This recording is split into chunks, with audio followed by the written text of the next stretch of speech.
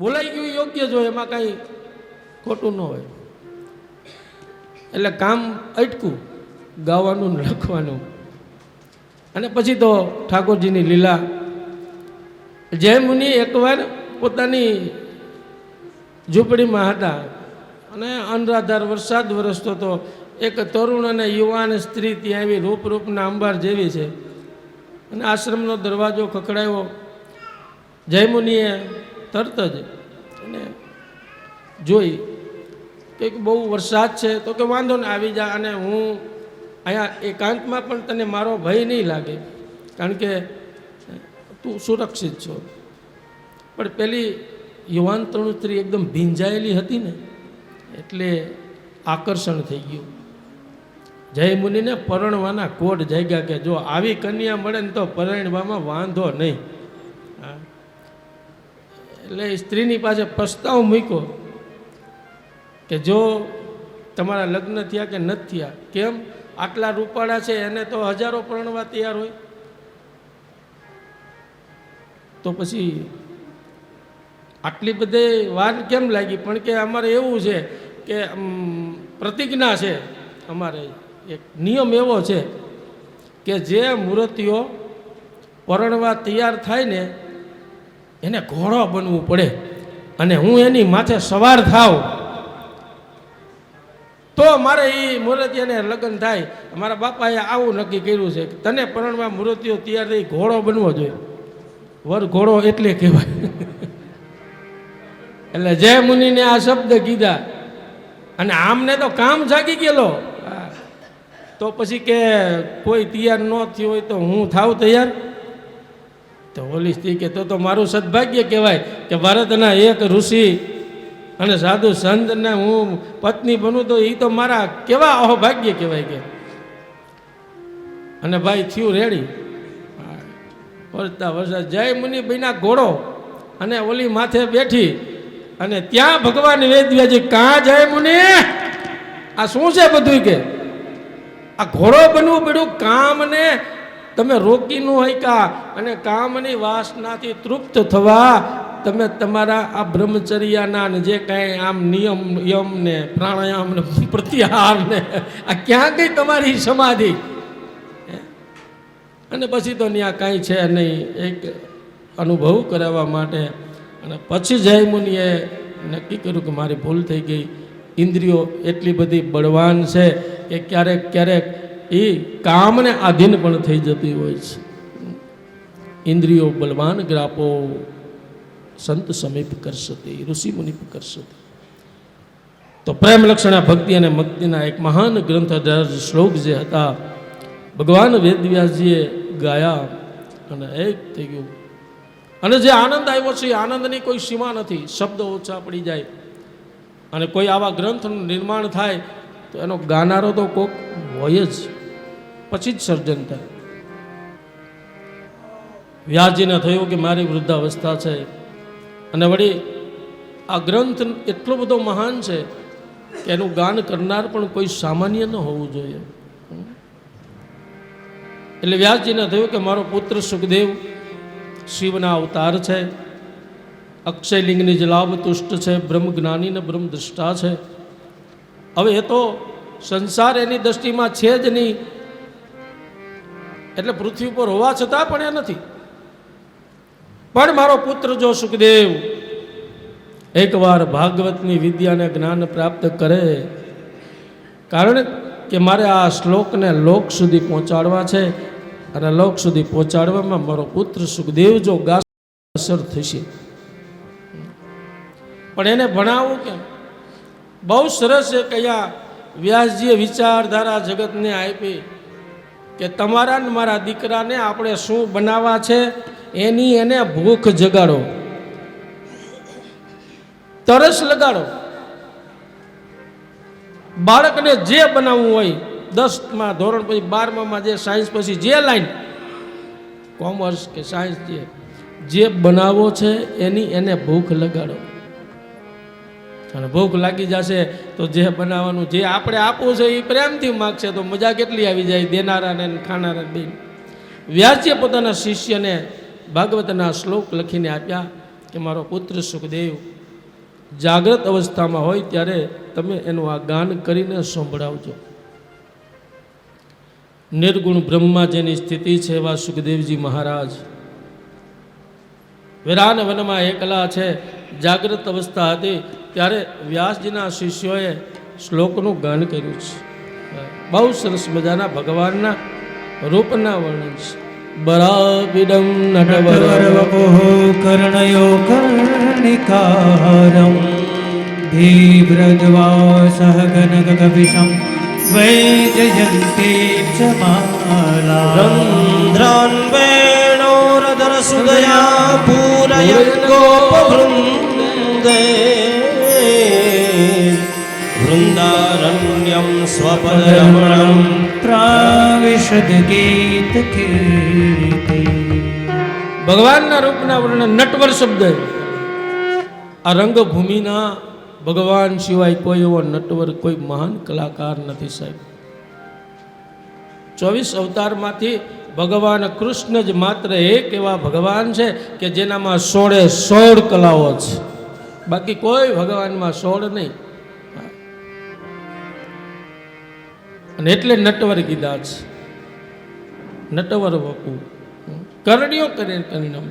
પુષ્પના ઘરેણા છે, ગળામાં વૈજયંતી માલા છે. પણ આ બધાયથી વધારે મહિમા જો હોય તો રંધ્રાન વેણોદર સુદયા. ભગવાન પોતાના હોઠની અંદર વાંસળીને રાખી અને જ્યારે જ્યારે વાંસળી વગાડતા તો એની અસર 3 લોકમાં થતી. વાગતી વૃંદાવનમાં પણ એની અસર 3 લોકમાં થતી હતી. બોલો,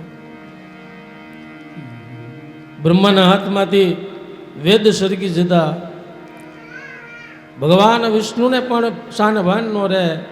ઋષિ મુનિઓએ પોતાના વ્રત તપ જપ નિયમોનું ભાન રહેતું નહીં. ઋષિ મુનિઓની પત્નીના પણ જે કંઈ નિયમ વ્રત તપ જતા એ બધા ટૂંકમાં આ વાંસળીના શબ્દ સાંભળ્યા પછી છેલ્લે આ જગતમાં એક જ જગતનો માલિક વિશ્વંભર ભગવાન મહાદેવ પણ એની સમાધિ तेरी बंसुरी ने क्या क्या शितम किए. क्या बात है. एक बार सी बोल भंडारी बनकर ब्रज की नारी गोकुल में आ गए.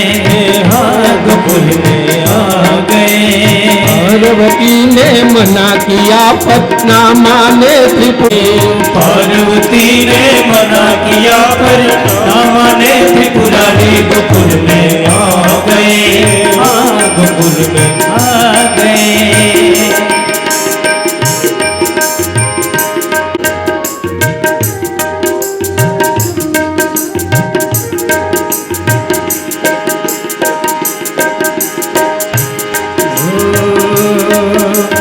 एक बार सी हो गोकुल में आ गए.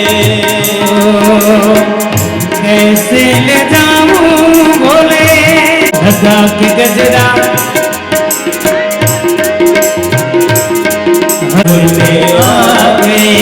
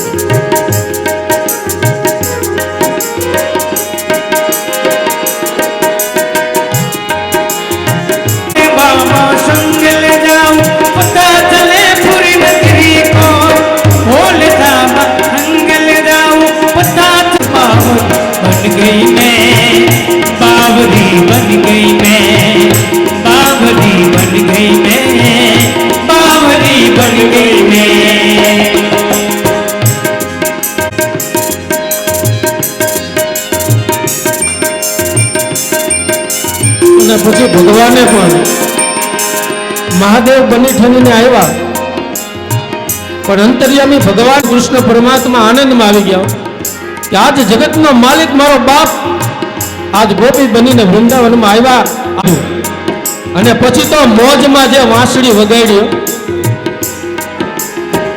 ऐसी बड़ी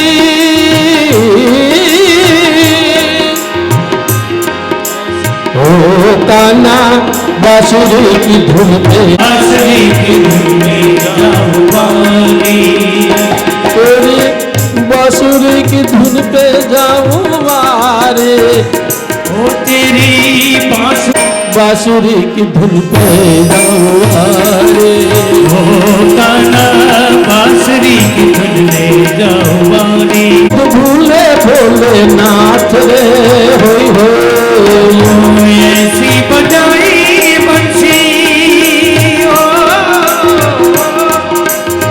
शुद्ध बुद्ध भूले भोलेनाथ जी ओए ओए राधे संग कृष्ण नाचे ऐसे नचे ले मुझे राज रे होई हो राधा संग तुम भी नाचे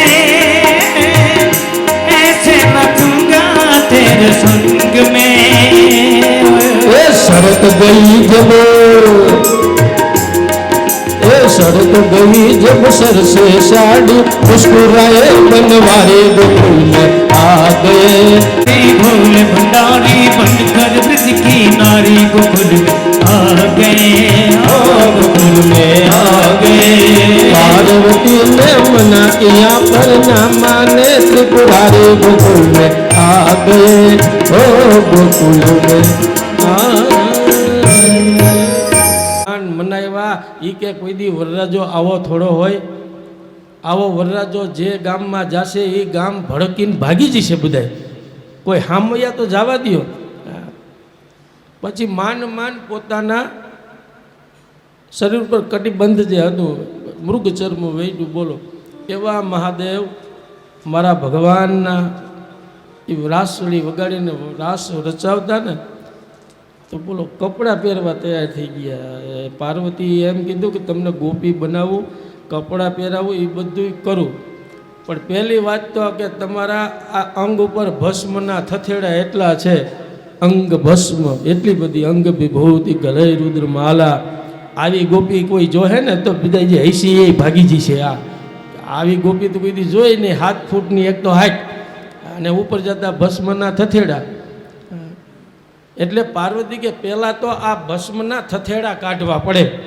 માનસરોવરમાં ઘસીને સ્નાન કર્યું ત્યાં તો ભસ્મ ઉતરી અને પછી મહાદેવને પછી તો ઓલા બધા સર્પના ઘરેણા હંતાડવા ગયા એ ભાઈ જટાની અંદર ચોટલામાં અને અમુક પછી વસ્ત્રમાં છુપાવેલા અને મહાદેવજી જ્યાં વસ્ત્ર પરિધાન કર્યા ને ત્યાં તો ચાલ બદલાઈ ગઈ છે બોલો જે અંગ હતા ને એ સ્ત્રી જેવા થવા લાગ્યા ચાલ ભાઈઓની બહેનોની અલગ જ હોય પણ મહાદેવની ચાલ બદલાઈ ગઈ બોલો આ પ્રેમનો ભાવ છે સાહેબ બસ કૃષ્ણ પ્રેમ શિવજી જેવા જગતમાં કોઈ દર્શન કરાવી ન શકે છે તો કૃષ્ણ પ્રેમનો મહિમા અહીંયા બહુ કહેવો છે અને કૃષ્ણના જેટલા નામના ભજન કીર્તન નથી ને એના કરતાં એની વાંસળીના એક લિસ્ટ તૈયાર કરો ને તો સાહેબ ખૂટે નહીં 1000 ઉપરની સંખ્યામાં વાંસળીના ભજન કીર્તનો રૂડીને રંગીલી રે વાલા તારી વાંસળી ઓ કાના બાંસુરી પે તમે લખો ગણજો ટોટલ ક્યાંય જાશે તો ભગવાનની વાંસળી રાધાજીને ગોપીઓને પણ એની ઈર્ષા થઈ હતી કે જુઓ તો ખરા આપણા કરતાં આ વાંસળી કેટલી ભાગ્યશાળી છે કે ઠાકોરજી એને રેઢી ન મૂકે હો આ કાં તો અહીંયા ભરાવેલી હોય પછી ક્યાંય આરામ કરતા હોય તો હાથમાં લે અને હોઠ સુધી પહોંચી શકી છે ને આપણે તો જુઓ તરસા ને તરસા છે પૂછ્યું વાંસળીને કે તારા આવા તો કયા કર્મ છે અને ત્યારે વાંસળીએ બહુ સરસ જવાબ આપ્યો કે કૃષ્ણના હોઠ સુધી પહોંચવા માટે પહેલાં તો મારે મારા પરિવારથી નોખું થવું પડ્યું કપાવવું પડ્યું વાંસ છે ને વાંસથી કાપી નાખવામાં આવે એને એમ સાહેબ પરિવારમાં રહેવા છતાં પણ આપણે મુક્ત જીવન વાંસળી જેવું હોવું જોઈએ બંધન નહીં. પરિવારને છોડીને બહાર જવું એવું નથી, પણ ઘરમાં રહેવા છતાં પણ મન પ્રભુમાં હોય તો એ વન જ બની જાય છે. ઘર છોડ કે બન મેં બાસ ગયો પણ મન બાસના ત્યાગ કયો ય નહીં, તો એનો કોઈ અર્થ નથી. એટલે પહેલું તો પરિવારથી અલગ થવું. બીજું કે મને કાપ્યા પછી મારામાં પોલાણ કર્યું, મને હાવ પોલી કરી નાખી. એમ આપણા જીવનમાં વાસનાથી રહિતનું હોવું જોઈએ. પોલાણ એવું હોય કે એમાં કામ, ક્રોધ, લોભને એક લેશ માત્ર પણ 6 વિકાર છે આપણે ત્યાં, એ 6 વિકારોથી રહિત. અને વળી અધૂરું હતું તો સમાજે કાણા પાડ્યા અંદર. 7 છિદ્ર જે હતા, મુખ બનાવ્યું, એક ઇન્દ્રિયથી ભક્તિનું રાજ. વાસળી કે આટલું સહન કર્યું, ફૂંકવી દીધી ને પોલાણ કર્યા ને માથે કાણા પાડ્યા, છિદ્ર પાડ્યા. આટલું કરી ત્યારે હું કૃષ્ણના હોઠ સુધી પહોંચી શકી છું. અને વાંસળીને તમે જુઓ ને તો ભગવાનની જુલ્ફ લહેરાતી હોય ને તો જાણે ભગવાન ઠાકોરજી એને પવન નાખતા હોય. बांसुरी बड़बागिनी ઓહો, तूने बहुत तपस्या की, 3 लोक तरन तारन बांसुरी ऐसो तेरे आधी. તો રંધ્રાન વેણો દરસ સુદયા પૂરયન ગ્રોપ વંદય. ભગવાનની એ વાંસળીના ગુણગાન ગાતા ગાતા થાકતા નથી વ્રજવાસીઓ. રંધ્રાન વેણો દરસ વૃંદાવનમ સ્વદ રમણમ પ્રાવિશદ ગીત. આવી જેની કીર્તિ છે કે જેની કીર્તિની સરિતાની કોઈ સરહદ નથી. ગંગાની સરહદને માપી શકાય કે ભાઈ હિમાલયમાંથી નીકળી અને ગંગા સાગર સમાઈ જતી હોય, એના કિલોમીટર હોઈ શકે, પણ મારા ઠાકોરજીની કીર્તિ તો આખા વિશ્વની અંદર છે સાહેબ. એની કીર્તિની સરિતાની કોઈ સરહદ નથી. આ એક શ્લોક સાંભળો ને તો યોગીઓના પણ પરમ ગુરુ અને નિર્ગુણ બ્રહ્મ જ જેની દ્રષ્ટિમાં છે એવા શિવ મહાદેવનું સ્વરૂપ સુખદેવજીને આમ આનંદ આવી ગયો એક શ્લોક સાંભળીને કે આ નિર્ગુણ બ્રહ્મ સગુણ બને ત્યારે એનું એક રૂપ આવું હોય. હવે જો એના આ રૂપના વખાણ સાંભળવાનો આનંદ હોય તો પછી આ જંગલમાં અઘોરીના વેશમાં રહેવું એના કરતાં જ્યાં જ્યાં ઠાકોરજીના આવા ગુણગાન ગવાતા હોય એ સાંભળવું નહીં સારું? આવો વિચાર આવ્યો અને કૃષ્ણ પ્રત્યેનું આકર્ષણ, કૃષ્ણ માટેનો પ્રેમનો ભાવ જાગ્યો. પણ પછી એમ થયું કે મારે તો પહેરવા વસ્ત્ર પણ નથી અને કૃષ્ણની સગુણ ભક્તિ કરવી હોય તો એમનેમ ન થાય ભાઈ. અમે કાલે વાત કરી એમ 4 વસ્તુમાંથી કોઈ પણ વસ્તુ અર્પણ કરવી જોઈએ. પત્રમ પુષ્પમ ફલમ તો યમ. સુખદેવજી કે હું શું આપું, મારી પાસે પહેરવા લંગોટ પણ નથી. ત્યાં તો બીજો શ્લોક જે હતો, અહો બકીયમ સ્તનકાલકૂટ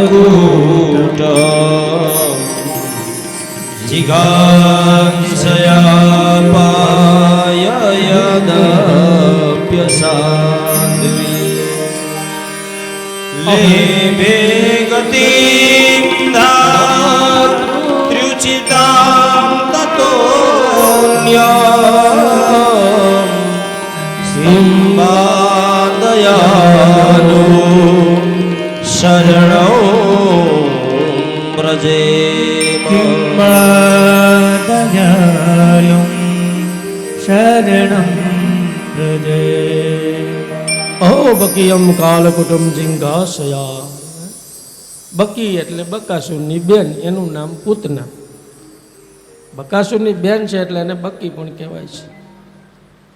પોતાના વક્ષસ્થળ પર કાલકુટુંબ નામનું વિષ ચોપડીને પૈપાનના બહાને વિષ્ણુ પાન કરાવીને મારી નાખવા આવી હતી સાહેબ. અને અંતર્યામી ભગવાન છે ભાઈ. અને ઠાકોરજીએ પણ થોડી ત્યાં સંતોએ મોતી કાઢ્યા, આંખ બંધ કરી કે ભાઈ આંખ બંધ એટલા માટે કરી કે જો મારી દ્રષ્ટિ આના ઉપર પડશે તો આનામાં રહેલી દુર્ભાવના જે ચાલી જશે, એના માટે લીલા કરવી નહીં થાય. બીજું આ ઝેર પીવડાવવા આવી છે ને ઝેરનો અનુભવ તો મહાદેવને છે, તો લાવ આંખ બંધ એટલે કરી કે ધ્યાન કરું. તો વળી કોઈ એમ કે આ કોણ છે આ જીવ કે જે અહીંયા સુધી પહોંચી શક્યું, એના કેવા કર્મો હશે. એટલે સમાધિમાં ધ્યાન કર્યું તો બલિરાજાની પુત્રી રત્નમાલા વામનના રૂપમાં કે હું જ્યારે ગયો ત્યારે એને એમ થયું હતું કે આહા આ બાળક કેટલો સરસ છે, રૂડો રૂપાળો, આવો મારે હોય તો. અને જ ભગવાન વામનમાંથી વિરાટ થયા ત્યારે એને એમ કીધું કે આ તો કોઈ બાળક નથી, આ તો કોઈ માયાવી રાક્ષસ છે, આને તો ઝેર પાઈને મારી નાખવો જોઈએ. એટલા માટે બીજા જન્મમાં રાક્ષસી બની અને વિષ્ણુ પાન ઝેર પાઈને મારી નાખો એવો શબ્દ, એટલે ભગવાને આજે બે ભાવના પૂરી કરવા આંખ બંધ કરી છે. અને વળી એક ભલે ડુપ્લિકેટ ખોટું એક કપટ કરીને માયાવી બનીને પૈપાન કરાવવા આવી, પણ એની કૃતિ કઈ છે? માની છે, માં બનીને આવી છે ને. ભગવાન કે હવે એને એનો ખેલ કરવા દો, હું મારો ખેલ કરું. લેવે કીધીમ ધાતૃચિતામ તતોન્યમ. ભગવાને આજ એના ખોળાની અંદર અને ભગવાને પૈપાન કર્યું છે. માની કૃતિ જેમાં યશોદા અને દેવકીને પણ નથી મળ્યું. પણ થયું એવું કે ઠાકોરજીએ પૈપાનની જગ્યાએ એના પ્રાણનું પાન કરવા માંડ્યા. અને પ્રાણનું જ્યાં પાન કરવા માંડ્યા ને તો શ્વાસોશ્વાસ રૂંધાણા. અને પૂતના મૂચમાં મૂચમાં મને છોડી દે, મને છોડી દે. ભગવાન કે પકડો તે મને છે, મેં નહીં. અને હું જેને પકડું એને છોડું નહીં. એટલે હવે ન મૂકું. લાગી છૂટે ના. ક્યારેક ક્યારેક અમુક હિન્દી ફિલ્મના ગીતોને તમે એમ ન લેજો. આ ઠાકોરજીની જ્યારે લગ્ન લાગી જાય ને ત્યારે એ આપણો ઉદ્ધાર કરી દે છે ભાઈ. તો પૂતના મૂચમામ મૂચમામ કરે છે. વિરાટ કાય થઈને પડી, દેહનું ભાન ભૂલી એના હાથના પગના શરીરના ટુકડા કર્યા હતા. અને જ્યાં જ્યાં પડ્યા ને ત્યાં ગામ સિટી બન્યા છે. અલીગઢ ને પછી ફલાણું એવા એવા ઘણા ગામ થયા છે. એ બધા એની ધૂળ પડી ને બધી ભસ્મ પડી. એટલે બધા રાક્ષસો ત્યાં તમે જો પબ્લિક બધી આવ રાક્ષસી છે વધારે પડતી ત્યાં. તો બહુ સરસ વર્ણન એ કર્યું કે ભગવાને એને મોક્ષ આપ્યો. અગર અને ચંદનના લાકડા નહોતા છતાં પણ એનામાંથી અગર ચંદનની શ્વાસ આવી હતી તો ભગવાને એને મોક્ષ આપ્યો. અને વ્યાસજીએ પણ લખ્યું કે જે કોઈ આ પૂતનાના મોક્ષની કથાને સાંભળશે એને રતિ મતિ અને ગતિ જે છે એ એમાં ઉમેરો થશે. એ ધારા જે પ્રેમની વધશે ઠાકોરજી પ્રત્યે. અને આ પ્રસંગને સાંભળ્યા પછી તમને મને પણ શું એવું નથી લાગતું કે સાહેબ કૃષ્ણની પ્રેમનો જે સાગર છે એ શબ્દ કેટલા સાચા છે. તમારા મારા હાથમાં શું છે એ મારા ઠાકોરજી જોતા નથી. વસ્તુ શું છે, પદાર્થ શું છે એની સાથે કોઈ નિસ્બત નથી, પણ તમારા હૃદયમાં કયો ભાવ છે એ જુએ છે. એ નાત જાત પણ નથી જોતા, વસ્તુ પદાર્થ પણ નથી જોતા, હૃદયમાં પ્રેમનો ભાવ જુએ છે. આટલું કોણ દયાળુ? દયાલુમ શરણમ હૃદય.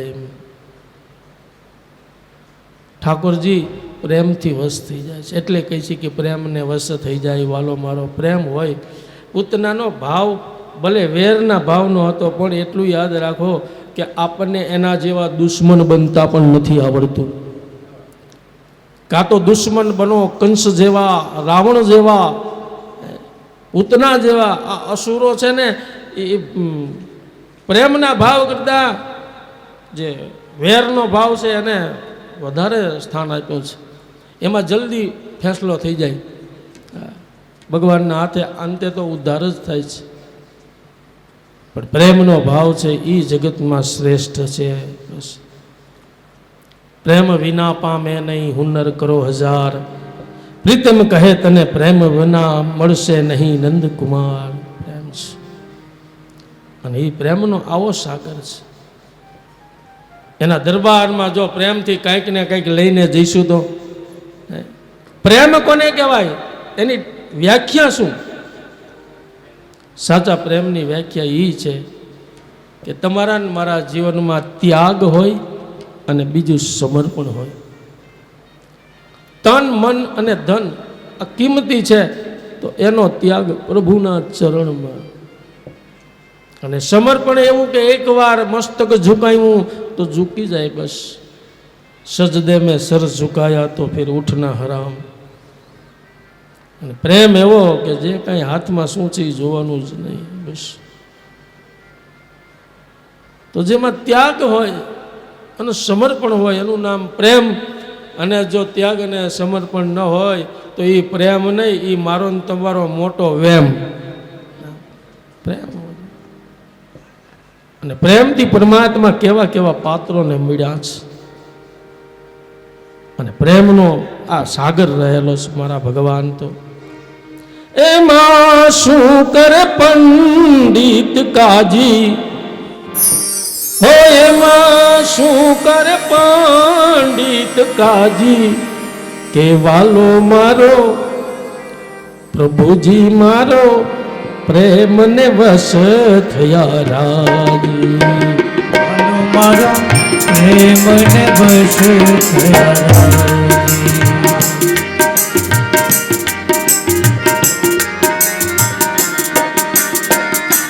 એમાં શું કર પંડિત કાજી, કે વાલો મારો પ્રભુજી મારા પ્રેમને વશ થયા રાજી.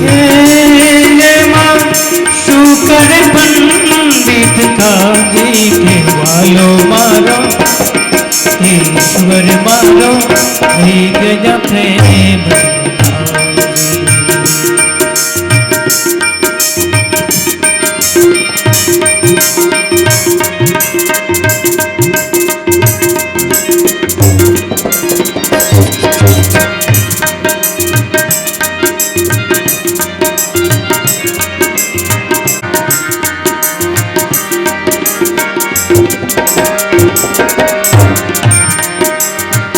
પરમાબાઈ નો વાલે ખીચડો ખાધો, યુગની ખાધી બારી. પરમાબાઈ નો વાલે ખીચડો ખાધો, ખાધી દુર્ગની जो थे फल सब रीते खाए, झूठे फल सब रीते खाए. बहु विधि प्रेम सगाए, के बालो मारो प्रभुजी मारो प्रेम ने वश थया राजी. वालो मारो प्रेम ने वश थया राजी.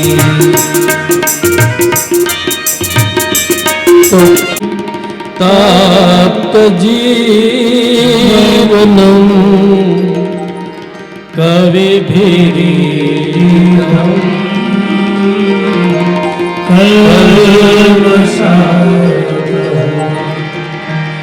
श्रवण मंगलम श्रीमदाततम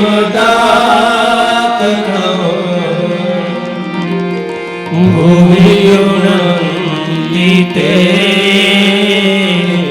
ભૂરિદા જના. કેવું સરસ બિરુદ આપી દીધું. પહેલું તો એ કહ્યું ગોપીઓએ કે તવ કથામૃતમ તપ્ત જીવન. આ કથા નથી, આ અમૃત છે. અને આ અમૃત જીવનને શાંત કરે છે. તપ્ત જીવન. આજનું જીવન કેવું છે આપણું બધાનું, પણ કથાના અમૃતનું પાન કરે એનું જીવન. સાહેબ એને ઉનાળાનો બપોર પણ ગરમી ન આપી શકે જે કથાના અમૃતનું રસપાન કરનારા છે. એને કોઈ પણ વિકટ પરિસ્થિતિ એના મનને અસંતુલિત ન કરી શકે સાહેબ, અસ્થિર ન થાય. અને અસ્થિર થવું તો એના પ્રેમ. અસ્થિર શબ્દ છે ને એમ કે ગાંડો પાગલ, પણ એ પ્રભુના પ્રેમમાં જો જોડાઈ જાય ને તો જીવન ચરમ સમયે આપણું પહોંચી જાય. બોલો, અસ્થિર એટલે શું? આધ્યાત્મિક રીતે અસ્થિરનો શબ્દ, નારદજી માટે પણ આવો શબ્દ, નારદસ્ય અસ્થિરસ્ય છે. અસ્થિર નારદ ભટકે જ છે. હાથ દી સુધી કથા સાંભળવામાં કેમ બેઠા, પ્રીત કેમ જાગી સપ્તાહમાં, પણ અસ્થિરનો અર્થ થાય અ એટલે શું? અ એટલે શું? ગીતામાં ભગવાને કીધું છે, અક્ષરણામ અકારોસ્મિ, અક્ષરોમાં હું અ છું. તો અકારો વાસુદેવ તસ્મિન સ્થિર ઇતિ અસ્થિર. સાહેબ, જે ભગવાન કૃષ્ણના ચરણોમાં જે સ્થિર થઈ જાય જેનું મન, એના ચરણોની અંદર એ અસ્થિર છે. અને એવા ભક્તોને બધાએ ગાંડા જ કીધા છે. તો જીવનમાં જે શાંતિની અનુભૂતિ બહારથી નહીં આવે. માણસ શાંતિની શોધમાં એમ થાય કે ચાલો ને ફલાણી જગ્યાએ આમ જાય આમ જાય. માવતર યાદ રાખજો કે હિમાલયમાં પણ આશ્રમ બનાવીને રહેશો તોય શાંતિ નહીં મળે. જ્યાં સુધી ભીતરમાં શીતળતા ન મળે ત્યાં સુધી હિમાલય શીતળતા ન આપી શકે આપણને. કૃષ્ણના પ્રેમમાં પાગલ બનો. તો ગોપીઓએ ઘર નહોતું છોડ્યું, કોઈ ભક્તોએ ઘર નહોતું છોડ્યું. ઘરમાં રહીને પણ તમને આમ જીવન જીવવા જેવું લાગશે. બાકી આનંદ નથી જો કૃષ્ણ પ્રેમ નથી તો તપ્ત જીવનમ પહેલું. બીજું કવિ ભીરીડિતમ, વાલ્મીકી, હનુમાનજી, સુખદેવજી આદિ કવિઓએ ગાય છે. અને ગાય છે એ એમનેમ નહીં, ગાવાના ઘણા પ્રકાર હોય. જીભમાંથી ગાવું, ગળામાંથી ગાવું, ઓઠમાંથી ગાવું, પણ અંતરના ભાવથી જેને પરાવાણી કહેવાય. પરા, પશ્યંતી, વેખરી અને માદરી. વાણીના આવા 4 પ્રકાર છે. પણ પરાવાણી ગાવું ને તો સાહેબ આમ એવું ગાવ કે મસ્ત બનીને ચહેરા ઉપર તમારા ને મારા ભાવ જે છે ને એ ભાવનું દર્શન થઈ જવું જોઈએ સાહેબ. કીર્તન ભક્તિ જોઈ જોઈને ગાય ને પછી આમ એ નહીં, પણ એકવાર ડૂબી જાઓ ગુણગાન ગાવ છું. સવારમાં ઉઠીને ઘણા માણસો પોતે ઠાકોરજીને સ્નાન કરાવતા હોય જમના જળ, ગંગા જળથી. પણ શ્રેષ્ઠ સ્નાન કયું છે મારા ઠાકોરજીનું? એના ગુણગાન ગાતા ગાતા કદાચ આંખમાંથી થોડાક જર્જરિયા પણ જો આવી જશે, અશ્રુવન કી ધારા સે અર્ચન હો. બહુ ડીપમાં હું નથી જાતો, બહુ પછી હૈયું હાથ ન રહે એટલે કથા ન થાય. अश्रुवन की धारा से अर्चन होगा, उस दिन सफल मेरा जीवन होगा. अश्रु की धारा होगा, तन मन मेरा तुझको अर्पण होगा. इस दिन कन्हैया तेरा दर्शन होगा, उस दिन सफल मेरा जीवन होगा. उस दिन जीवन मेरा सफल होगा. मेरे मन के मंदिर में हो, मेरे मन पर युग हाथ चरणों में चढ़ाऊंगा. मेरे मन के मंदिर में तुझको मैं बिठाऊंगा. मन की की पूजा मैं कराऊंगा. ज्ञान तेरा सफल मेरा जीवन होगा.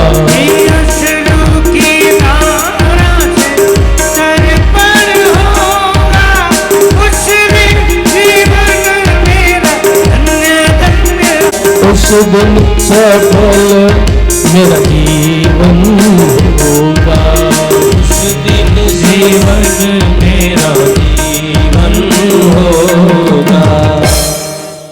चाहे कोई पण स्तुति गाओ, કીર્તન ગાઓ, ભજન ગાઓ, પણ ગાઓ ત્યારે તમારા ને મારા ચહેરામાં આમ ભાવ વિભોર દશામાં ગાઈને આપણે ભૂલી જાય આપણને. तन की रही सुधीन मेरे मन को चुरा लिया, किस देवता ने आज मेरा दिल चुरा लिया. આપણને શુદ્ધ બુદ્ધ ન રહેવું જોઈએ, મહાદેવને પણ નહોતી રહેતો. એટલે કીર્તન ગાવું તો એવો ભાવ બસ એમાં આવવો જોઈએ કે પોતે ભૂલી જાશો ને પોતાની જાતને, ખુદી કો ભૂલે બિના ખુદા કભી નહીં મિલેંગે. સાહેબ એના ગુણગાન ગાતા કે સાંભળતા તમે પોતાને આપણે આપણી જાતને ભૂલી જાઓ. હસ્તીને ગુમાવ્યા વગરની તને મસ્તી નહીં મળે, અને બંધનમાં બંધાયા વગરની તને મુક્તિ નહીં મળે. તો અને કીર્તનનું ઊંધું કરો એટલે નર્તકી થાય, ભાન ભૂલી જવાય છે, કાંઈ યાદ ન રહે જગત. આપણને ભૂલી જાય તો પછી સંસાર પણ છૂટી જાય સાહેબ. શું કહીએ, કીર્તન ભક્તિ નરસિંહ મહેતાની કહેવાય છે. આખી નાતને આમંત્રણ આપ્યું છે અને ઘરમાં કાંઈ છે નહીં. વાળીને વેચવા જતા હતા ને એમાંથી ઘી લાવવાનું હતું, કોઈ ઘી ઉધાર ન આપે. પણ એક શેઠને આમના કીર્તન બહુ ગમે એટલે એ કે હું ઘી આપું અને મારે પૈસા નથી જોતા, પણ તમે ભગવાનના ગુણગાન જો ગાતા હોય ને એને ન્યા માણસ મફત બોલો બધું આપી દેશે. ગુણગાન એકવાર ગાવ તો ખરા, ભક્ત તો બનો. અને નારાજજીને જ્યાં નરસિંહ મહેતાને તો કીધું ને કે સંભળાવો, તો બોલો એ તો હારે ઘૂંઘરૂને હાથમાં કરતા હારે જ રાખતા. અને પછી મોજી તે રંગ મને શીદ લગાડો, શ્રીજી આવો તે રંગ મને શીદ લગાડો, શ્રી રંગ વિઠ્ઠલનાથ આવો તે રંગ મને શીદ લગાડો. બીજો ચડતો નથી કે રંગ વિઠ્ઠલના, આવો તે રંગ મને લગાડો, શ્રીજી આવો તે રંગ મને શીદ લગાડો, શ્રીજી આવો તે રંગ મને આવો તે રંગ મને શીદ લગાડો. બીજો ચડતો નથી કે રંગ વિઠ્ઠલનાથ, આવો તે રંગ મને શીદ લગાડો. તો વ્રજમાં ગઈને મારું મન મોહ્યું, તો વ્રજમાં ગઈને મારું મન મોહ્યું, તો વ્રજમાં ગઈને મારું મન મોહ્યું, હું તો વ્રજમાં ગઈને મારું મન મોહ્યું. મારી મગ્ન જાગી પુરપીત માધવા, આવો તે રંગ મને શીદ લગાડો, શ્રીજી આવો તે રંગ મને, શ્રીજી આવો તે રંગ મને શીદ લગાડો.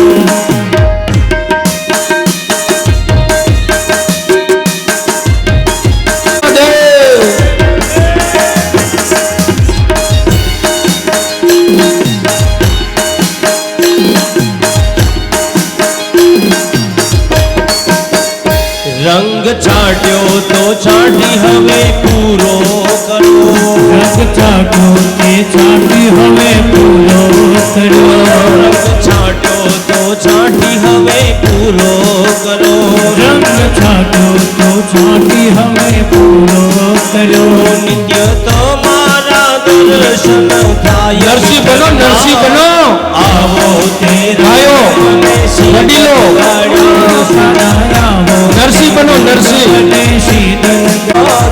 આવો તે રંગ મને શીદ લગાડો. આશીષભાઈ આવો, આવો બધા આવો, એકવાર. આવો તે રંગ મને શીદ લગાડો. એક ઘૂમરો મારો બધાય, એક રાઉન્ડ મારો, એક સર્કલ બનાવો, 5 જ મિનિટ રંગ લાગી જાવો જોઈએ.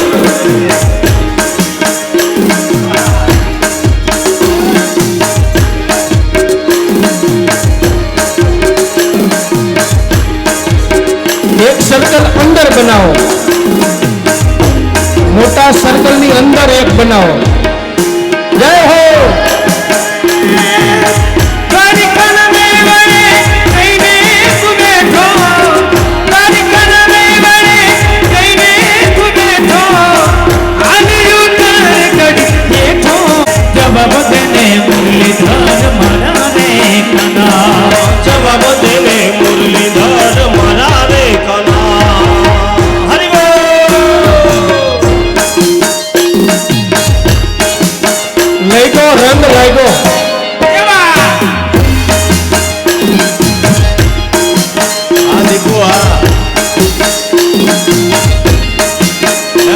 ભાઈ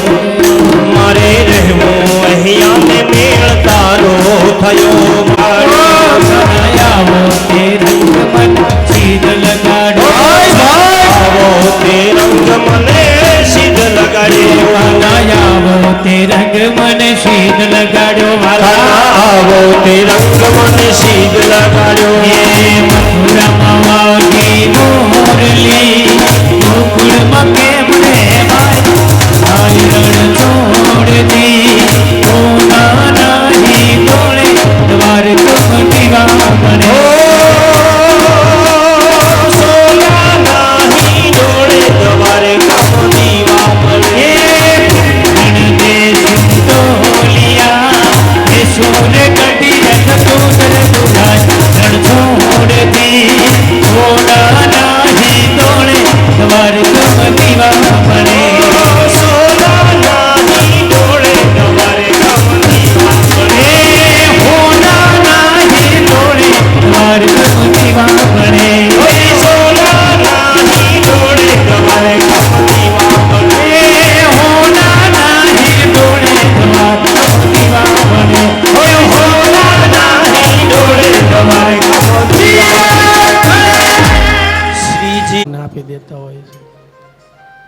ગઈકાલે હજી તો થોડું જ આપણે ભગવાનના ગુણગાન માતમ્યના ગાયાને ત્યાં બધાએ ખૂબ મને એક ગૌરવ છે એ વાતનું કે આપ બધાને જે ભગવાનના મારા ગુણગાન ગાવાનો ભાવનો ભાવ બહુ ગમી ગયો, સ્પર્શી ગયો હૃદયને. ઘણા બધા છે, નામ લઉં તો લિસ્ટ મોટું થાય, પણ જ્યારે વ્યાસ ગાદી ઉપર બેસી ત્યારે એને કહી દેવાય કે હવે હું નહીં તું. તો કવિ ભેરી રીતે આમ ગોપીઓ કહે છે, કલ્મ સાપ હમ કલિશ કંકાસનો નાશ કરે છે. શ્રવણ મંગલમ, શ્રવણ કરે એનો મંગલ કરનારી છે.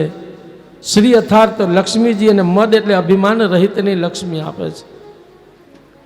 અને ભોવી ગુણંતી તે પુરીદાસ જન, એનું દાન કોણ કરે છે? આવી અમૃત સમાન કથાનું દાન આ જગતમાં વક્તાઓ કરે છે. અને આવું અમૂલ્ય દાન, અને એટલા જ માટે કે આ અમૂલ્ય જે દાન વક્તાઓ નિસ્વાર્થ ભાવે કરે છે, પણ છતાંય કોઈ પણ શ્રોતા એવો નથી આ જગતમાં, કે મનોરથી એવા નથી કે એને આ શ્રવણ કર્યા પછી આનંદ આવે અને એનું પ્રેમનું પ્રતીક જે છે એ અર્પણ કરતા હોય છે. તો કવિ ભેરી રીતે પૃથ્વી ઉપર આ અમૃતને પીરસનારા મારા દેશના વક્તાઓને લાખ લાખ વંદન કરવા પડે છે. તો ભગવાનના આવા દિવ્ય ગુણગાન, સુખદેવજીને પણ હૃદયનું પરિવર્તન થઈ ગયું, અને દોડીને આવ્યા અને પૂછ્યું કે તમે જે આ શ્લોક ગાઓ છો કયા શાસ્ત્રના છે? ભાગવતના. કોની પાસેથી શીખ્યા તમારા ગુરુ? કોણ? તો કે વેદ વ્યાસજી.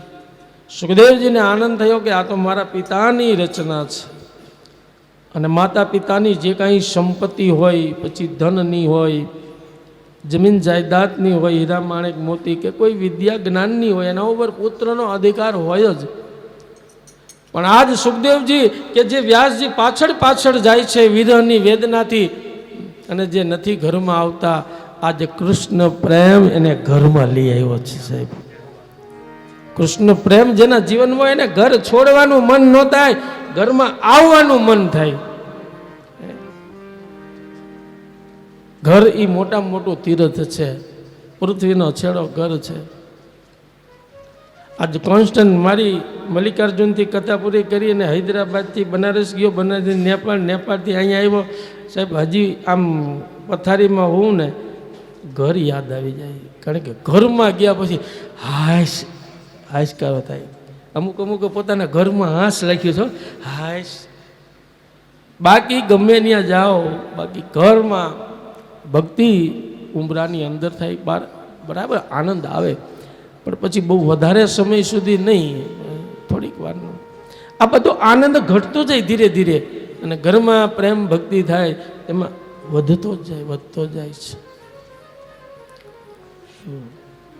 સુખદેવજી આવ્યા દોડી, અને એક આજ પુત્રના ભાવથી નહીં હો, પગમાં પડ્યા કે આજ તમારો દીકરો નહીં, પણ આજે તમારો શિષ્ય બનીને તમને પગે લાગુ છું અને યાચના કરું છું.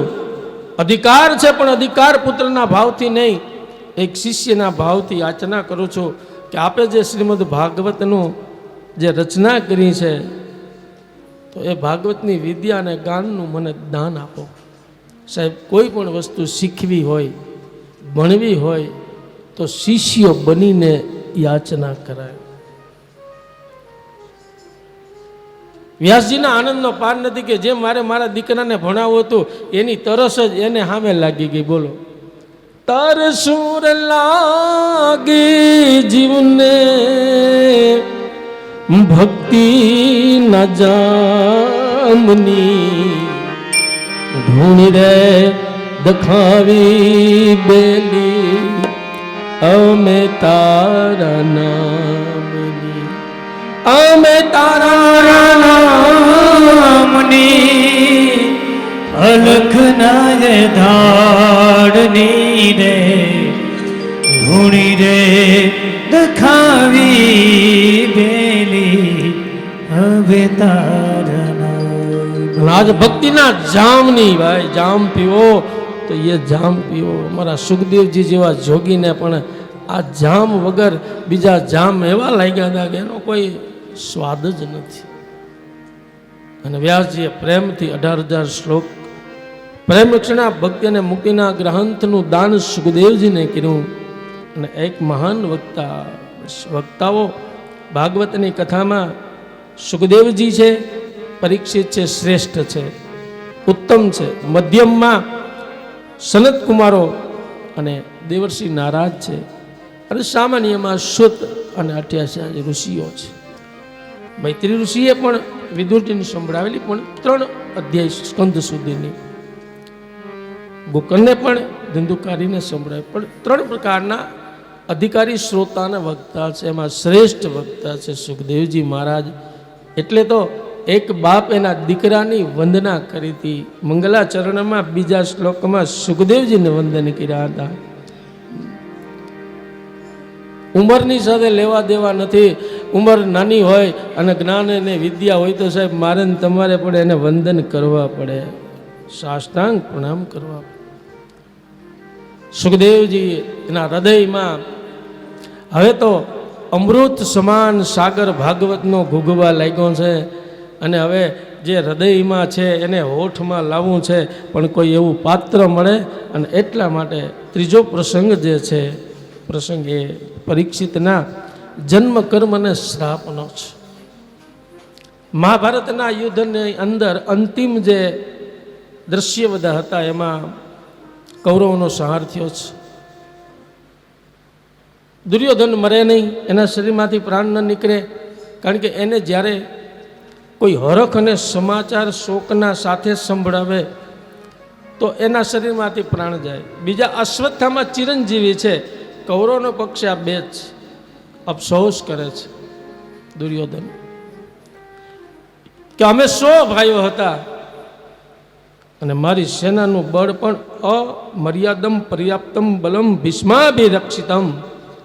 ભીષ્મ જેવા સેના નાયક અને અપર્યાપ્ત 18,000 રક્ષીણી સેના આવવા છતાં પણ આજ અમારી સેનાનો નાશ થયો. તો એ ભૂલી જશે, એકવાર માફ કરશે મને ને તમને, પણ શબ્દના બાણ ક્યારેય કોઈનું અપમાન ન કરતા. सबसे कठिन वाणी बोलिए मन का आपा खो और इनको शीतल करे खुद ही शीतल हो. બોલો એવું બોલો કે આપણે ઠંડા થઈ જીવનમાં બરફ જેવા રહેવું. બરફ છે ને, બરફ ઠંડો હોય અને બરફ જેના જેના સંગમાં આવે ને એ પાત્રને પણ ઠંડુ કરે. એને તમે વાટકામાં લ્યો, થાળીમાં લ્યો, રકાબીમાં લ્યો, જેમાં લ્યો, અને બરફના સંગમાં કદાચ આગને લાવો તો આગ પણ ઓલવાઈ જાય. બરફની સામે આગ પણ ઓલવાઈ જાય. તો બરફ જેવા ઠંડા રહીને તો કોઈ કદાચ આકરા પાણીએ આપણી સામે આવશે ને તો એ શીતળ થઈ જશે સાહેબ. બરફનો ગુણ છે ખુદ શીતળ રહેવું અને એના સંપર્કમાં આવે એને પણ શીતળ કરી દેવું.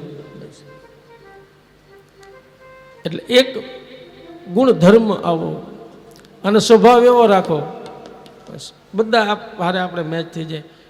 કાળા પાટલુન જેવો સ્વભાવ રાખો સાહેબ. કાળા પાટલુનમાં ગમે એ પ્રકારનો શર્ટ મેચ થાય, ગમે એ પ્રકારનું ટી શર્ટ મેચ થઈ જાય. બીજા બધા કલર એવા છે પણ કાળો રંગ એવો છે. કાનુડો કાળો કાળો રાધા છે ગોરી ગોરી, એક નવલ કિશોર, એક નવલ કિશોર, કાનુડો કાળો एक नवल किशोरी कानूर कार कार, ये Kanur car car, Kanur car car. मस्त बनीने જોયું જા પ્રેમ જાકી થાય, મન વશ કરીને જોતા શુદ્ધ પ્રેમ જાકી થાય. મન વશ કરીને જોતા, મન વશ કરીને જોતા ये प्रेम जाकी थाए, प्रेम जाकी थाए. અજ્ઞાની ને અભોલે ઊંધણસી ને અનાડે, राधा कारू कारू हे राधा छे गोरी गोरी, कारू कारू कारू हे राधा छे गोरी गोरी, एक नवल किशोरी छे, एक नवल किशोरी, कारू कारू कारू. તો કાળા રંગ જેવા બસ, કાળા પાટલું જેવો સ્વભાવ હોય અને શીતળતા જીવનમાં રાખવી જોઈએ બસ. તો દુર્યોધન એટલો દુષ્ટ નહોતો બસ. મહાભારતમાં દ્રૌપદી ને, રામાયણમાં સીતાજી, જેને બોલવાનું હતું એ બોલ્યા નહીં ને જેને નહોતું બોલવાનું એને બોલ્યા, એટલે આ બધું થયું. કઈ જગ્યાએ એટલે આપણે ત્યાં લખ્યું છે કે 9 બોલ્યામાં 9 ગુણ. પણ ક્યારે ક્યાં સમયે શું બોલવું એ આપણી વિવેક બુદ્ધિ ઉપર નક્કી થાય છે ભાઈ. સીતાજીએ જો લક્ષ્મણજીને એવા વચન ન કીધા હોત ને કે આ તમારા ભાઈ તમને લક્ષ્મણનો સાથ પાડે, તમે અહીંયા ન રહ્યો, મારી ચિંતા ન કરો, તમે ત્યાં જાઓ, અને આમ કઠોર શબ્દોમાં કીધું છે. હવે એ જો શબ્દ કઠોર ન વાપર્યા હોત તો ત્યાં લંકા કાંડનું સર્જન ન થયું હોત. એટલે શબ્દ જે છે એ બોલો, બહુ વિચારીને બોલો. शब्द भी कभी कभी नाराज होता है अपने गलत इस्तेमाल पर, हमने देखा है शब्द को भी रोते हैं. બહુ વિચારીને બોલવું, પ્રિય લાગે એવું બોલવું. દુર્યોધન અપસંસ કરે છે, એને હરખ પહેલાં આવ્યો ને પછી શોક થયો, પ્રાણી ગયા. આ બાજુ વહેલી સવારમાં દ્રૌપદીજી પોતાના સૈન્યખંડમાં જાય છે અને સંતાનો માથે હાથ ફેરવવા જાય તો આજે ધડ પીડ્યા છે, લોહીના ખાબોચિયા છે, અને એવી પોક મૂકીને રડે છે. રડવું મૌન પણ રડી જવાય, પણ પોક મૂકીને આમ બધાને અવાજ આવે એવો દર્દજનક. વહેલી પરોઢમાં આવ્યો, પાંડવો સહિત ભગવાન આવ્યા અને આજે 5 સંતાનો છે. પ્રતિજ્ઞા લીધી અર્જુને, ભીમ તો કે જેને પણ આ કૃત્ય કર્યું છે, અપરાધ વગરના બાળકોની હત્યા કરનાર કોણ છે?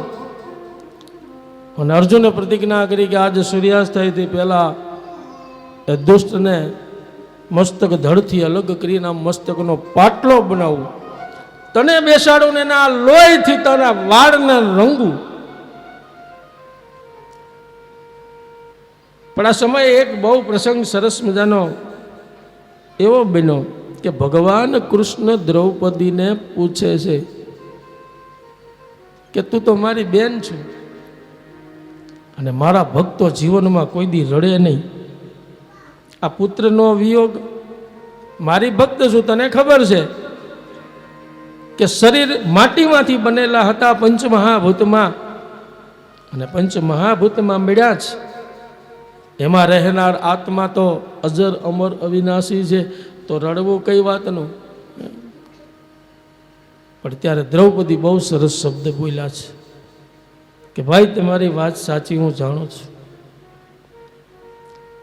મારા દીકરા રડ્યા છે, મર્યા છે, પણ એ કમોતે મર્યા છે એટલે મને રડવું આવે છે.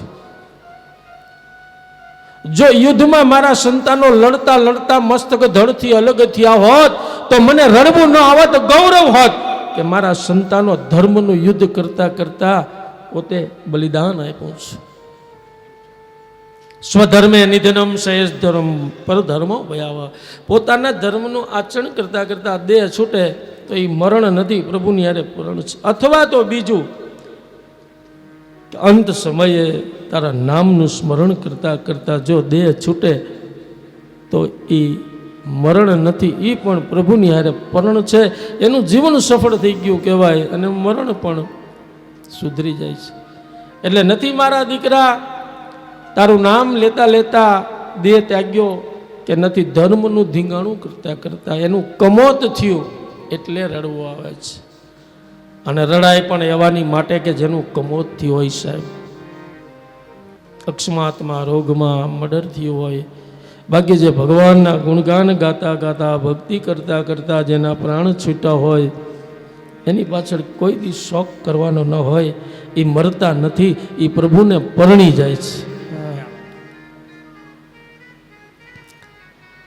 તો દ્રૌપદી બહુ સરસ યાદ રાખવા કે આપણા પણ કોઈ સ્વજનો ભક્તિ કરતા કરતા ગયા હોય તો રડવું ન પડે, પણ જે કમોતમાં મરે છે રડાય. આ બાજુ ખબર પડી ગઈ કે આ બધા જ કૃત્ય કરનાર અશ્વત્થામા છે, રથ જોડાયો છે. અર્જુન રથીને મારા ભગવાન સારથી બન્યા છે સાહેબ. જગતનો માલિક સારથી બને કોઈ દી, પણ પ્રેમને વશ થઈ જાય. પ્રેમ કે બસ અર્જુન રથ હંકાયો. ભગવાન રથને હંકાવે છે. અશ્વત્થામા ભાગ્યો છે, પાછળ ભગવાનનો રથ છે. અને ધીરે ધીરે ભગવાન હકાવે રથ, જે લગામ ભગવાનના હાથમાં હોય એની સ્પીડ કેટલી. અશ્વત્થામા મૂંઝાણો કે હવે શું કરવું? ચિરંજીવી છે, મોત નથી, પણ છતાંય ભય લાગે. ભય એને લાગે છે કે જે ખરાબ કામ કરે ને ભાઈ, એને ભય લાગ્યા વગર રહેતો નથી. અસાવધ, મતવાલા, પાગલ, સુતેલા, બાળક, સ્ત્રી, વિવેકહીન, શરણાગત, રથહીન, ભયભીત શત્રુ, આટલાને ભાગવત કહે છે કે મારવા ન જોઈએ, અને આને માર્યા આવું પાપ કર્યું. ભય એટલે લાગ્યો છે. માણસ જીવનમાં ભયભીત થઈને ત્યારે રહે કે જ્યારે એ ન કરવાના કામ કરતા હોય તે. પોતાના પિતા ગુરુ દ્રોણે વિદ્યા શીખવાય છે બ્રહ્માસ્ત્રની, પણ અધૂરી છે. એમને ભૂલ કરી, પોતાના પુત્રને ઓળખી ન શીખ્યા. વિદ્યા તો સાહેબ એને અપાય કે જે વિદ્યાનો સદુપયોગ કરે, સા વિદ્યા યા વિમુક્ત થાય. અને એટલા માટે પૂર્ણ વિદ્યા ન આપી. બ્રહ્માસ્ત્ર ચલાવતા શીખ્યું, પાછું વાળતા નહીં. અને અશ્વત્થામાએ પણ બ્રહ્માસ્ત્ર ચલાવ્યું અર્જુન ઉપર, અને પલવારની અંદર અગ્નિની વર્ષા થઈ. અર્જુન બળીને ભસ્મ કે હમણાં જ હું થઈ જઈશ. પણ આવા મૃત્યુના સંકટમાં પણ અર્જુનની મનની સ્થિરતા જરા પણ ડગી નથી. સાચી ભક્તિનું પ્રમાણ તો આ જ છે કે મેરું તો ડગે પણ જેના મન ન ડગે પાનબાઈ. ભાંગી રે પડે બ્રહ્માંડ, આખું બ્રહ્માંડના પ્રલય કેમ નથી થતો, પણ ભક્ત જે છે એના મન ડગતા નથી. અર્જુનના મુખમાંથી ભગવાનનું નામ એ સમયે આવ્યું છે, કૃષ્ણ કૃષ્ણ મહાબાહો ભક્તાનામ ભયંકર, તુમે કોરદયમાના નામ અપવર્ગોષિ સંશત. પ્રભુ હું તમારા ચરણોમાં છું, અને આપ તો વિશાળ ભુજાઓ વાળા છો. મને ખબર નથી, પણ હું તમારા શરણોમાં છું કે આગની આટલી પ્રચંડ ઉગ્રતામાં. અને ત્યારે ભગવાને અર્જુનને કહ્યું કે અર્જુન, આ બ્રહ્માસ્ત્ર ચલાવ્યું છે અશ્વત્થામાં, તને પણ તારા ગુરુએ શીખવ્યો છે, અને પાછું વાળતા તો તું પણ એનો બીજો પ્રયોગ કર, બ્રહ્માસ્ત્ર બંનેને પાછા વાળે. અને પલવારમાં અર્જુનજીએ બ્રહ્માસ્ત્ર ચલાવી બેને પાછા વાળ્યા. શાંત કે આમાં આપણે નહીં, આખું જગતનો નાશ થઈ જશે. અને સુરક્ષા કવચ જે હતું એ ભગવાને જગતને આપ્યું અર્જુનના માધ્યમથી. અશ્વત્થામાને એમ થયું કે મારું બ્રહ્માસ્ત્ર નિષ્ફળ ગયું છે. ગભરામણ વધારે થઈ, દોડ્યો છે, રથને દોડાય, પણ હવે આગળ આવી નદી કૌશિકી, પછી કંઈ રસ્તો હતો નહીં, નીચે ઉતરી ગયો. નીચે ઉતરીને દોડવા લાગ્યો. તો અર્જુને પણ ભગવાનને કીધું કે રથ ઊભો રાખો, એ દોડે છે, હવે તો હું દોડતા દોડતા પકડીશ. યુદ્ધમાં પણ ધર્મ હતો, મહાભારતમાં નિયમ હતા. યુદ્ધની અંદર ધર્મના નિયમ કરેલા કે રથહીન હોય એની સામે રથહીન વાળાએ ત્યાં યુદ્ધ કરવાનું. હથિયાર તલવાર હોય તો તલવાર વાળો, ભાલું હોય તો ભાલા વાળો, હાથી ઉપર હોય તો હાથી વાળાનું, ઘોડા ઉપર હોય તો ઘોડા વાળાનું. યુદ્ધમાં આવા નિયમ હતા, એમાં પણ ધર્મ હતો. નિશસ્ત્ર ઉપર કોઈ વાર ન કરવો, બસ એની સામે મલયુદ્ધ કરવું. એક એવો સમય હતો આ દેશની અંદર કે યુદ્ધમાં પણ ધર્મ હતો, અને આજ ધર્મમાં પણ યુદ્ધ થઈ ગયા છે ભાઈ. ખંડન અને મંડન કરનારા, આ અમારો સારો ધર્મ તમારો સારો નહીં, ધર્મના વાળા બનાવી નાખ્યા. અજ્ઞાનતા. ધર્મના ગુરુએ ગાદી ઉપર બેહીને આપણને બધાને ઘેટા બકરા સમજીને વાળા બનાવ્યા જુદા જુદા ભાઈ. અમુક આ પંથને, અમુક આ પંથને, અને આપણે બેહી ગયા. આપણી અજ્ઞાનતા આંધળા જેવી છે. 6 જણા આંધળા હતા ને, એને હાથીને પકડેલો. પછી જેને પૂંછડું પકડ્યું હતું ને, એ કે હાથી આને જ કહેવાય, તમે બધા ખોટા. હુંઠ પકડી હતી, કંઈક જવા દે, એ વાત ખોટી. એને હુંઠ પકડી, હુંઠ ના વખાણ કરતો. હાથી એટલે આ જ હાથી હોય. આમ એની રીતે સાચા હતા, પર્સનલ રીતે, પણ આંખ જ નો. એને તો એમ કે આ જે અંગ પકડ્યું એ જ હાથી. તો વળી પગ પકડ્યા હતી કે તમે બે ખોટા, આ હાથી. કાન પકડનારો કે તમે ખોટા, આવો જ હાથી હોય. બધા પોતપોતાની રીતે મત આપતા હતા.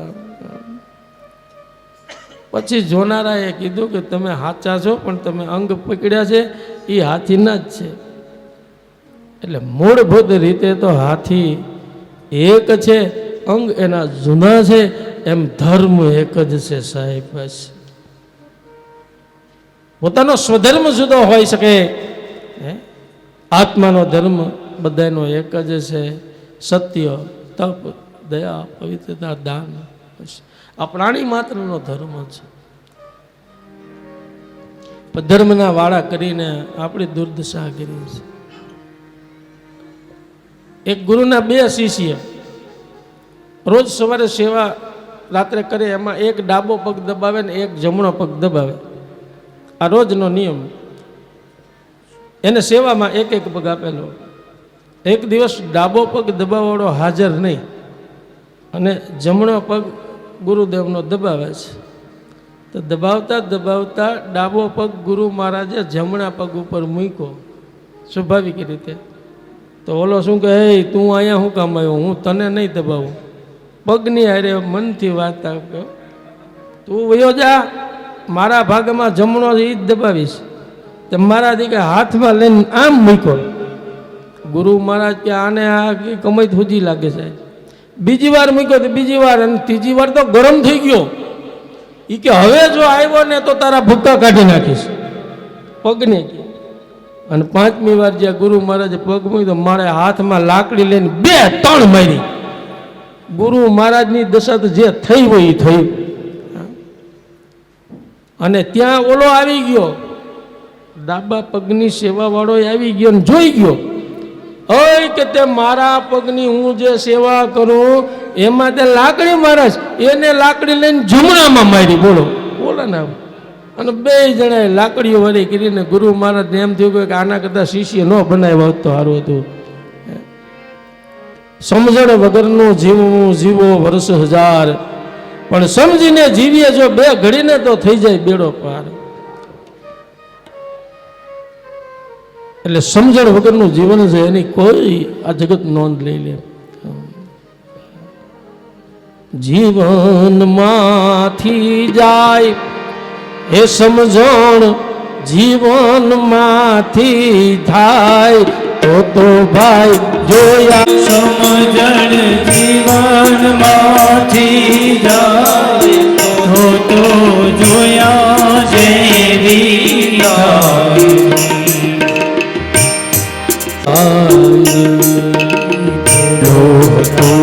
બોલો અરુણી યાદ